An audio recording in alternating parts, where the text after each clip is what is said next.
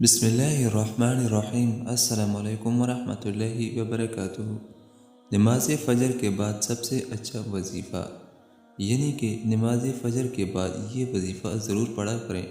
انشاءاللہ الرحمن بہت ہی زیادہ فائدہ اور اجر و ثواب ملے گا۔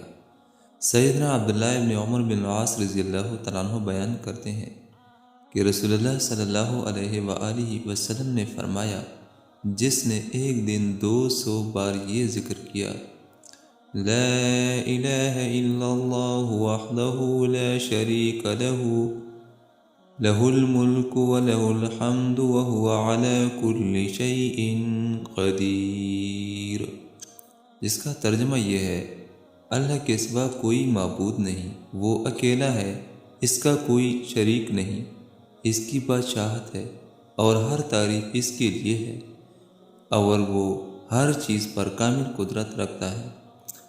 تو اس سے پہلے گزر جانے والا کوئی آدمی اس سے سبقت نہیں لے جا سکے گا، اور بعد والوں میں سے کوئی شخص اس کے مقام کو نہیں پا سکے گا مگر اس کے عمل سے زیادہ عمل کر کے۔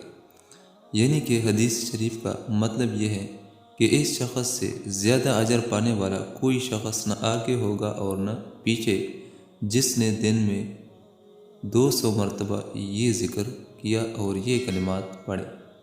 اس لیے نماز فجر کے بعد 200 مرتبہ یہ دعا ضرور پڑھا کریں۔ انشاءاللہ اگلے اور پچھلے لوگوں میں سے سب سے افضل رہو گے۔ اللہ تعالیٰ اس پہ عمل کرنے کی توفیق نصیب عطا فرمائے، آمین ثم آمین۔